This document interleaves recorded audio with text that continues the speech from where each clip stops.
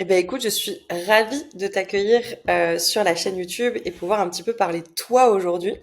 Comme tu le sais, on a pour habitude d'essayer d'interviewer un maximum de membres au sein du squad et essayer de savoir un petit peu qui est passé par quoi et c'est quoi un peu les retours d'expérience de chacun. Et avant de démarrer cet échange, je te propose de te laisser la main pour pouvoir te présenter, nous dire ce que tu fais, qui tu es, pour les gens qui te rencontreraient pour la première fois autour de cette vidéo. Eh bien, écoute, déjà, merci beaucoup, Marine, pour cette invitation. Je suis ravie de parler un petit peu de mon parcours avec toi. Donc, moi, ben, je suis Mary, je suis OBM spécialisée dans l'accompagnement des entrepreneurs du bâtiment. Je me suis nichée dans ce secteur-là et du coup, je m'épanouis pleinement avec mes clients actuellement dans ce secteur. Ah, c'est top. Et du coup, si on se replonge il y a un an à peu près, parce que ça fait quasiment un an là que tu es avec nous, un tout petit peu plus, vu que tu es passé par là et que tu as eu un peu cette transformation, parce que je sais aujourd'hui que du coup, tu travailles avec ton client de cœur et voilà, il s'est passé plein de choses dans ton année. Justement, c'est quoi un peu les leçons que tu en as tirées ou c'est quoi les étapes clés par lesquelles tu es passé si jamais, justement, il y a quelqu'un là devant la vidéo qui se dit, moi j'en suis un peu à ce stade-là, c'est-à-dire j'ai compris un peu ce que je faisais, je le palpe, mais franchement, je saurais pas le monétiser ou je saurais pas sortir de ma tête du guidon parce que finalement, c'était un peu ça ta situation initiale. Ouais, ce serait quoi un peu ton retour d'expérience là-dessus et c'était quoi tes phases clés ou je sais pas, ouais, conseils, leçons que t'en as tiré sur le chemin. Alors sur cette année, c'est vrai que quand je suis arrivée, ben, j'étais un peu tout feu tout flamme parce que ben, forcément je me disais ben, je vais tout de suite avoir la méthode qu'il faut et puis j'ai appris à cheminer en fait au fil des Mm. mois. J'ai appris aussi à déconstruire un petit peu des certitudes que j'avais dans les accompagnements, dans la façon d'aborder les clients, dans la façon euh, surtout pour moi au niveau du mindset, c'est-à-dire que j'étais très dans la façon de délivrer, j'étais très technique, très structurée, organisée, et sur l'humain, j'avais un gros travail à faire pour être beaucoup plus assumer quelque part d'être beaucoup plus spontané, d'être beaucoup plus accepter aussi toute la relation humaine, l'empathie, le lien affectif qui naît et qui fait en fait que la confiance est d'autant plus forte. C'est quelque chose que je ressentais mais que j'osais pas trop assumer dans les collaborations. Et c'est vrai que c'est au fil alors non seulement des échanges et des trainings qu'on a pu faire tous ensemble, mais aussi dans les échanges en aparté avec plein d'autres OBM. C'est parce que c'est quand même génial d'avoir un aussi grand cerveau collectif. Et du coup, ça m'a donné aussi l'occasion de plein de rencontres. Donc c'est vrai que cette année-là, elle s'est faite vraiment pour moi, ça a été comme une succession de déclics. D'abord sur la partie, voilà, assumer complètement ma personnalité, pouvoir aller chercher des clients. J'avais peut-être une idée aussi du bâtiment qui était un peu plus rigide. Puis j'ai accepté aussi d'aller chercher des profils en étant beaucoup plus spontanée, beaucoup plus moi-même, en me disant que ça allait correspondre à un moment donné à des entrepreneurs qui avaient envie de travailler de façon très structurée, mais en même temps avec beaucoup de décontraction, avec beaucoup de chaleur en fait. Hein. Et j'ai eu ce premier déclic. Donc après, j'ai aussi adapté ma façon de connecter avec les entrepreneurs parce que la communication, moi j'ai eu beaucoup travaillé en présentiel et j'avais à cœur de vraiment développer une offre de façon complètement digitalisée. Puisque dans ma vie personnelle, je cherche vraiment à avoir beaucoup plus maintenant une vie nomade. Donc j'avais aussi cet impératif de pouvoir délivrer de façon qualitative, de façon externalisée. Donc il fallait aussi que je connecte via les réseaux sociaux, qui n'étaient pas forcément mes outils privilégiés. Donc j'ai énormément appris aussi sur la façon de se positionner, la façon de démarcher, d'échanger. Donc ça a été un autre déclic, beaucoup de digitaliser beaucoup plus mon travail.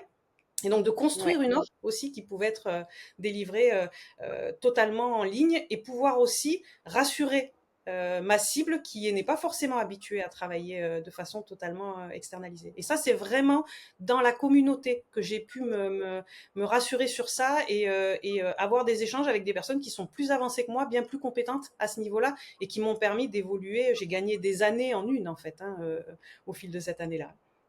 Mm. C'est ultra intéressant parce que je pense qu'il y a ce qu'on projette de ce dont on a besoin quand on vient se faire accompagner. Il y a la réalité de ce dont on a besoin et c'est ce que j'aime dans les interviews. À chaque fois que j'échange avec chacun d'entre vous, on voit que déjà les chemins n'ont rien à voir les uns avec les autres et chacun est venu chercher quelque chose. Et je parle souvent du bénéfice caché. d'un accompagnement. C'est celui qu'on s'attendait pas à avoir et finalement qu'on a eu. Et je trouve que cette notion de justement de s'accepter de qui on est, la tonalité de communication, notre personnalité, je pense que ça, quand on vient du salariat, c'est un peu plus compliqué à assumer quand tu deviens entrepreneur parce que justement, on t'a formaté un petit peu à une culture d'entreprise, à une image de marque. Et là, tout d'un coup, l'image de marque, c'est toi. Et donc, du coup, tu t'affranchis pas de certaines choses parce que tu penses qu'il faut être pro, qu'il faut être corporate et tu te mets toi-même naturellement dans une case parce que bah en fait c'est codifié dans ta tête, tu vois les choses qu'il y a à faire et les choses qu'il y a pas à faire. Et je trouve que c'est super intéressant que tu dises ça parce que finalement arriver à s'affranchir de ça, bah ça te fait aussi attirer des clients qui sont alignés avec tes valeurs, avec qui t'es, et tout d'un coup tout se met un peu en symbiose. Et je dis ça aussi en connaissance de cause parce que dernièrement on a fait un peu le bilan de ta première année et c'était ce qui en était ressorti quand tu me parlais des gens là avec qui tu commences à travailler, les collabs qui se sont mis en place depuis que tu as fait un peu ce switch. C'est assez impressionnant parce que je me dis en fait humainement c'est des super relations, au-delà de la mission professionnelle, du fait que j'ai signé un client et que bah, ça va mieux dans mon activité, il y avait aussi, enfin tu m'as plus parlé des relations humaines et de ces gens, comment ils étaient, des profils qu'ils avaient, l'âge, le prénom, etc., que finalement j'ai signé pour tant d'euros. Et en fait j'ai trouvé ça assez fou parce qu'on voit bien que bah, la transition, elle est pas que, on va dire, pécuniaire et développement d'activité, mais en fait ça apporte, enfin ça a rayonné bien plus dans ton activité et dans ton épanouissement à toi. Et ça j'ai trouvé ça super cool quand on avait échangé là-dessus parce que c'est peut-être quelque chose justement qu'on sous-estime, tu vois, ou des fois où on va faire l'impasse dans son développement d'activité en se disant bon bah je vais faire la concession de quand même bosser avec cette personne parce que j'ai besoin d'argent. Et je trouve qu'en fait l'équilibre, toi t'as réussi à le trouver. C'était, enfin c'est pas évident quoi. Il y a plein de gens qui galèrent à arriver à trouver cet alignement là. Mais c'est aussi au décours de missions qui n'étaient pas forcément abouties ou qui n'ont pas été terribles de part et d'autre, en fait, que ça m'a aidé aussi à me remettre en question. Et pareil, à assumer de dire, voilà, c'est la qualité du fit avec l'entrepreneur, c'est pour moi un non négociable. C'est parce que c'est là où je vais être performante, c'est là où je vais vraiment prendre plaisir à m'investir et c'est là où je vais vraiment pouvoir proposer un accompagnement où je vais pouvoir vraiment saisir la vision de mon client. Et là, tu vois, on échangeait, j'ai ce beau challenge actuellement d'avoir donc plusieurs clients co-gérants sur une même entreprise. Donc ça, c'est un nouveau challenge, c'est-à-dire que je vais aller recueillir la vision des trois et le besoin de l'entreprise. Et du coup, c'est vraiment en mettant cette relation et cette écoute et cette approche avec les entrepreneurs, en le mettant vraiment au cœur de mon travail, en tout cas que moi, j'arrive derrière à produire un vrai travail qui est mesurable, avec une vraie progression. Et voilà, quand j'échange avec mes clients aujourd'hui et qui me disent, ben voilà, actuellement, zéro charge mentale, on sait que tu drives, que tu gères derrière et tout, pour moi, c'est la meilleure des récompenses. Et en effet, la partie pécuniaire, c'est pas ce que j'avais dans mon histoire personnelle et là où j'en suis aujourd'hui, c'était pas la priorité. C'est important parce que je gère un business qui génère du chiffre d'affaires et qui doit aussi tourner et évoluer. C'est très important, j'y tiens beaucoup, mais c'est pas la priorité absolue en fait. C'est vraiment et c'est aussi ce que j'ai appris au décours de cette année. J'ai appris à prioriser tout ça en fonction de moi, en fonction de là où j'en suis dans ma vie, puisque forcément, cette remise en question professionnelle, ça amène une remise en question personnelle, obligatoirement. Où tu te dis, voilà, là où j'en suis aujourd'hui, qu'est-ce que je veux vivre?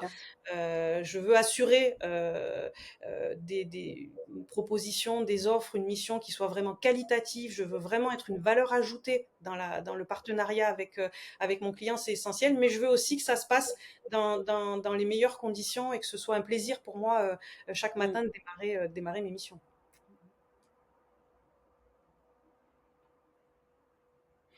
Ouais, mais ça, je te rejoins totalement là-dessus, hein, parce que, et je pense que justement, il y a peu de gens qui misent sur cet alignement d'intérêt-là avec le perso d'abord ou justement, le sens, l'impact avant de penser à l'argent. Parce que je pense que quand on se lance dans l'entrepreneuriat, la plus grosse peur, c'est de manquer. Donc, les gens souvent vont se focaliser peut-être sur le mauvais levier. Mais je trouve qu'à partir du moment où tu alignes le sens, l'impact et les valeurs, l'argent suit. Enfin, je sais pas comment dire, mais moi, à chaque fois que j'ai mis ce focus là-dessus aussi, bah, ça m'a apporté, l'hygiène en fait financière dont j'avais besoin dans mon entreprise en tant qu'indépendant. Et je pense que en fait c'est sous-estimé. Et finalement faire ce travail-là, il a plus d'impact finalement sur le développement de nos activités que de se focaliser que sur rentrer du client et faire du chiffre. Et c'est assez antinomique parce que c'est pas quelque chose forcément d'instinctif, mais c'est cool que toi du coup ça a été finalement assez naturel chez toi parce que tu n'avais pas ce besoin-là. Mais oui, certes, en fait l'argent reste l'oxygène du business et c'est ce qui fait qu'il va rester perdurer dans le temps. Mais finalement c'est où est-ce qu'on met son curseur et comment est-ce que en fait en changeant peut-être de regard, ça apporte aussi finalement ce qu'on avait envie d'atteindre, mais d'une façon différente. Donc ouais, ça c'est ultra intéressant que tu soulignes ça. Du coup là, si je t'écoute, on est dans le meilleur des mondes, c'est-à-dire tout se passe bien, tout s'est aligné en fait au bout de cette année. Qu'est-ce que tu as envie de développer pour le futur? C'est quoi un peu ta vision justement, peut-être avec les collaborations que tu as en cours, peut-être des futurs aussi que tu vises. Comment est-ce que tu vois justement ce rôle d'OBM perdurer dans le temps et comment tu vois un petit peu tout ça prendre forme petit à petit, se développer aussi par rapport à ce que tu as déjà construit? Et là, écoute, dans les mois à venir, si je projette à une année, tu vois, pour rester un peu dans la même cadence, si je projette à une année, actuellement, j'ai vraiment deux priorités. C'est vraiment développer des partenariats, développer aussi un socle solide au sein des OBM. Je collabore déjà sur des missions avec d'autres OBM et ça, c'est pur plaisir. Et donc, et développer aussi, voilà, tout un écosystème parce que j'ai pris conscience aussi que je suis pas là pour tout, trouver des solutions à tout en exécutant en fait chaque tâche. J'ai appris à prendre possession de ce rôle de tour de contrôle en fait. Et du coup, ça c'est mon focus, c'est vraiment continuer vraiment à développer des partenariats riches de personnes en qui j'ai confiance et qui viennent compléter complètement ma zone de compétences. Et puis j'ai un autre focus qui est vraiment de trouver l'équilibre. Là, moi, je suis très très bien sur une projection à trois, quatre clients pour vraiment rester quali. Et puis par rapport à mon rythme le besoin que j'ai aussi d'être flexible parce que ce sont des métiers, le bâtiment où il faut être flexible au niveau des horaires. C'est important et je suis complètement ok avec ça. Donc je veux pouvoir vraiment être resté disponible. Donc Ouais. trois, quatre pour moi c'est parfait.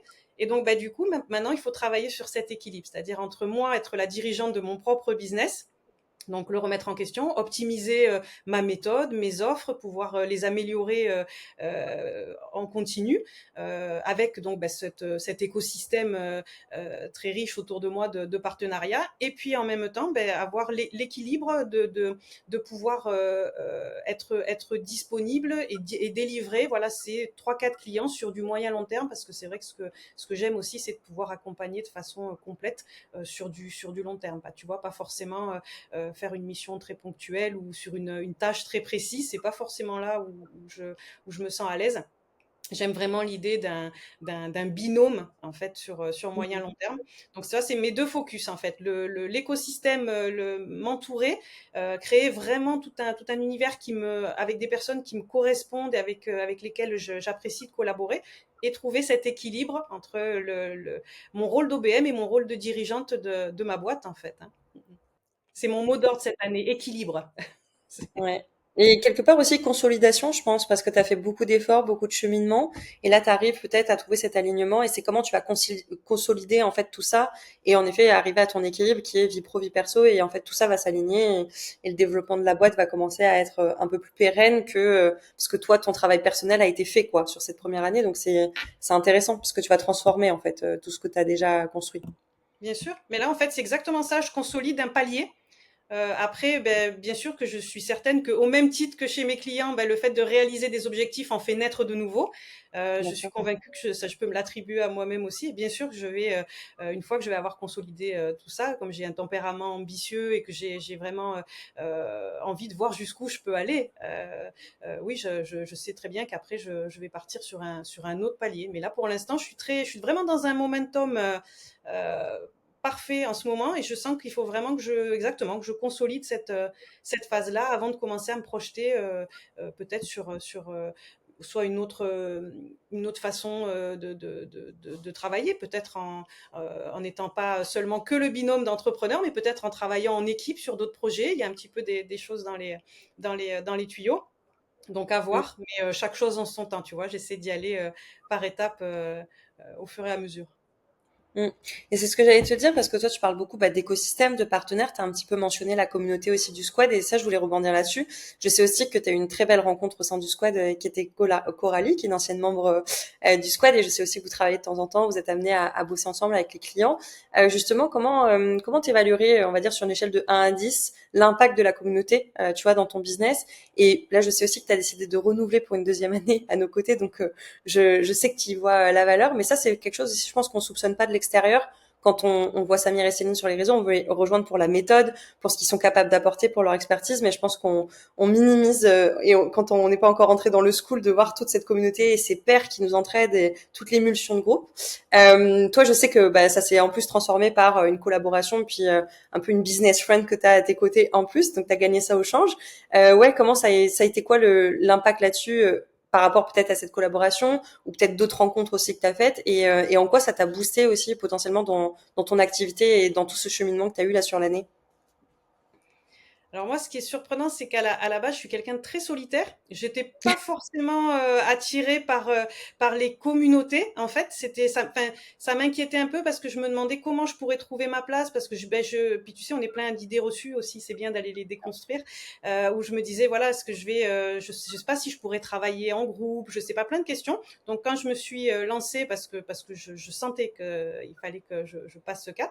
Et ce qui a été, enfin, pour moi, extrêmement puissant, c'est que vraiment j'ai trouvé là une communauté avec une très grande bienveillance, mais aussi beaucoup c'est très challengeant, c'est très exigeant. On n'est pas du tout dans la complaisance, on n'est pas du tout dans juste le fait d'être ensemble et de discuter ensemble. Il y a vraiment une émulation de groupe et tout un écosystème de gens. Moi, j'ai rencontré, ça a été l'opportunité pour moi déjà de démonter complètement mes idées reçues et de pouvoir rencontrer des gens qui démarrent, des gens qui sont beaucoup plus avancés que moi et qui vont prendre sans hésiter le temps de m'aider, de me soutenir, avec une immense humilité. Tu vois, tu te sens jamais ni un débutant, tu te sens jamais à la ramasse, tu te sens vraiment faire partie d'un groupe qui veut, qui te tire vers le haut.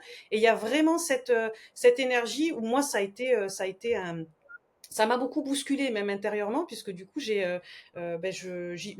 les jours je me connecte tous les jours j'ai vraiment plaisir à suivre, j'ai plaisir à avoir des visios en aparté aussi, pas seulement il y a le côté humain bien sûr mais il y a vraiment une on échange toutes nos astuces, toutes nos expériences, toutes les problématiques qu'on a su résoudre. Il n'y a aucune rétention. C'est-à-dire que vraiment, je trouve que c'est très sincère dans cette communauté. On veut tous le bien les uns des autres, le bien professionnel et donc forcément le bien humain aussi.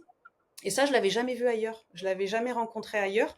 D'avoir vraiment, j'ai trouvé ma place. Je suis quelqu'un d'assez discret. Je suis pas forcément la plus en avant, mais par contre, bah oui, tu vois, je me voyais pas ne pas renouveler. Et c'est aussi en grande partie par rapport à la communauté. Bien sûr que l'accompagnement métier, il est ultra qualitatif qu'en termes de mentorat, d'accompagnement, je te dis, moi, j'ai vraiment eu le sentiment de prendre l'autoroute et je me suis épargné tous les chemins de traverse des 4-5 prochaines années. Tu vois, c'est comme ça que que je le ressens. Mais il y a vraiment cette dimension communauté, oui. J'ai encore un bon bout de chemin à faire et je vois que ça m'élève énormément. Moi, je me suis jamais sentie aussi solide, ancrée et très au clair. Et je ne serais pas arrivée au bout d'un an à ces certitudes-là si j'avais pas été entourée de mes pairs et que j'avais pas bénéficié aussi de toute cette bienveillance et de tout ce et savoir et cette volonté de me voir réussir, tu vois, moi, Mm. c'est la première fois Ouais, voilà, que je célèbre mes victoires et que je sens en face qu'il y a un vrai soutien, quoi. et c'est un truc, je pense, super important aussi là que tu soulignes, c'est la notion de avancer seul et avancer ensemble. C'est quelque chose qu'on minimise beaucoup, surtout quand on est prestataire de service, peu importe qu'on soit OBM ou d'autres casquettes d'ailleurs. On est plutôt dans un truc où souvent on est derrière notre ordi, on fait un peu notre petite vie, et parfois même dans notre entourage, on n'a pas des gens qui vivent notre réalité ou qui se sont lancés, donc ils comprennent pas le temps qu'on peut y passer ou l'implication qu'on a ou les réalités terrain qu'on vit. Et c'est vrai que dans le squad, au-delà du coup de boost et le côté un peu motivationnel que forcément une émulsion de groupe va t'apporter, il y a aussi tout ce truc de, en fait, je suis pas seule, quoi. Je veux dire, il y a d'autres gens qui vivent les mêmes problématiques qui sont tenus un peu au même type de responsabilité ou de chaos que mes clients à moi, et en fait d'être aussi finalement sur un pied d'égalité avec des gens qui sont soit déjà passés par là, soit sont en train de vivre la même chose que toi, ou soit vont peut-être y passer, donc tendre l'oreille en disant ouh là là, j'espère que chez mon client ça m'arrivera pas, ça a l'air galère. Du coup en fait ce truc-là crée vraiment cette entraide permanente toutes les semaines, et ouais c'est vrai qu'on le sous-estime, mais je crois que finalement c'est ce qui nous fait avancer plus vite, c'est de pas être seul. Enfin moi pour être rentrée dans Squad il y a quelques années maintenant, c'est ce qui m'a aussi aidé, et c'est d'avoir eu des business friends à un moment donné, où derrière on a un groupe WhatsApp et toutes les semaines il y en a pas une de nous qui ne relève pas l'autre quand il y en a une qui dit oh là cette semaine c'est un peu plus dur pour moi, ou chez mon client il se passe ça, et donc à chaque fois on est dans une émulsion quoi. Donc ouais c'est ultra intéressant. Écoute, merci beaucoup Mary pour ce temps que tu as passé avec nous. C'était super top d'échanger avec toi.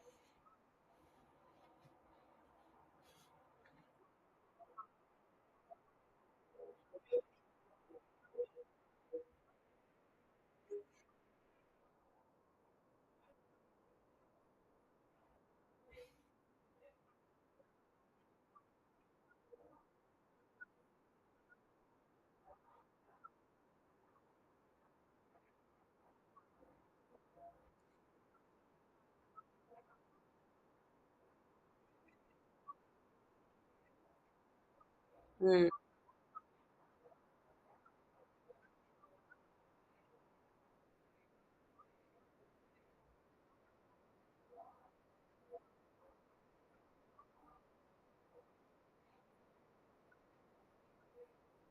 Mm.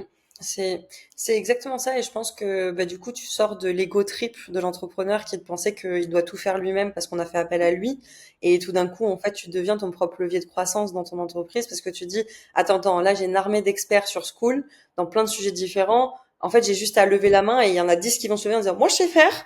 Ah bah super les gars, écoutez, on va gagner du temps, on va apporter du résultat au client plus rapidement que si j'avais dû le faire toute seule et en plus 10 fois mieux parce que du coup tu as l'expertise que j'ai pas et donc, en fait, ça crée ce cercle vertueux et pour les gens autour de toi dans cet écosystème et pour toi et pour le client. Donc, ouais, c'est quelque chose que souvent on perçoit pas non plus parce qu'on n'est pas encore dans ce mindset-là. Quand on rejoint la communauté ou quand on rejoint l'accompagnement, on est encore trop dans sa bulle de solo preneur et on n'arrive pas encore à penser collectif, quoi. Et c'est vrai que ça, c'est une vraie force qu'on soupçonne pas, quoi. Euh, ça a bugué. Ah, ça t'avait freeze et j'ai dit, oh, je l'ai reperdu du coup. Alors attends, du coup je te disais oui, ça on soupçonne pas. Euh, du coup, ceci étant dit, je pense qu'on a on a une bonne vision là de ton parcours global, de par quoi t'es passé, puis bah, comment en fait le squad t'a permis d'avoir peut-être cet environnement pour pouvoir éclore et faire croître un peu ton activité, et puis surtout t'aligner, parce que c'est ça que je retiens vraiment du tout ce que tu nous as dit, c'est vraiment cette notion d'alignement à tous les niveaux, et ça, je pense que c'est assez riche. Il y a beaucoup de gens qui mettent des années à trouver ça, donc finalement un an, j'ai envie de dire c'est beau de l'avoir fait en si peu de temps, parce que personnellement, moi j'en ai mis trois, donc tu vois, quelque part, je suis assez admirative du parcours. Souvent, j'aime bien vous laisser le mot de la fin dans les interviews parce que il y a peut-être un sujet qu'on n'a pas abordé que tu aimerais aborder ou tout simplement, bah, si quelqu'un passe sur cette vidéo et se retrouve un petit peu dans la même position que toi, si tu as un conseil, une recommandation ou autre, bah, n'hésite pas aussi. Voilà, tu as l'antenne libre et tu peux clôturer de la façon dont tu le souhaites.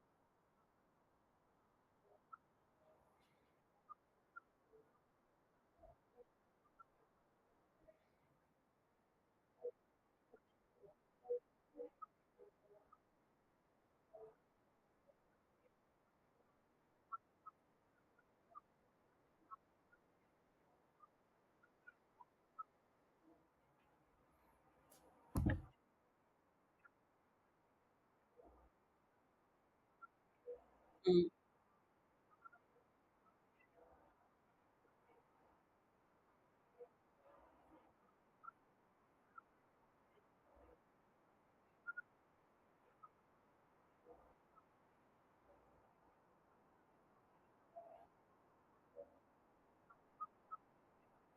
Mm.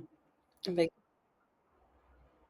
écoute, c'est un bon conseil parce que, encore une fois, faire confiance, c'est pas évident quand on s'est fait tout seul.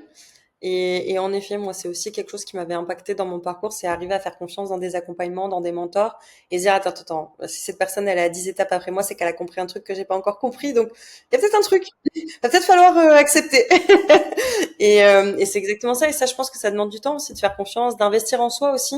Je pense que la relation d'investissement en soi et mettre de l'argent et oser sauter le pas aussi pour bah, justement aller lâcher les rênes et remettre sa confiance à quelqu'un, bah, c'est aussi une étape peut-être dans la transition et c'est peut-être la première étape à faire pour cheminer comme tu l'as fait. Donc du coup, c'est un excellent conseil. Merci beaucoup pour ça. Franchement, c'était riche et je pense que plus d'une personne qui va se reconnaître parce que cette phase là où on a envie mais on sait pas y aller, elle est douloureuse pour beaucoup d'entre nous à une certaine une étape de transition. Donc ouais, franchement, je pense que ça va résonner dans la tête de plus d'une personne là qui regardera la vidéo.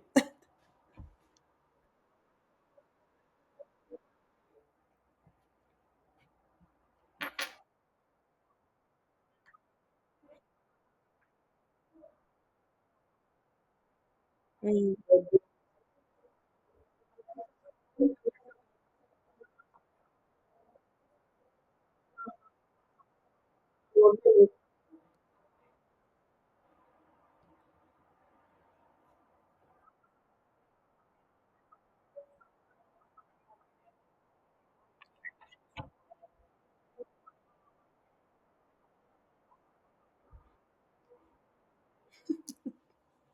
C'est sûr. En tout cas, ça a changé la tienne. Et ça, je pense que déjà, c'est une belle illustration du propos.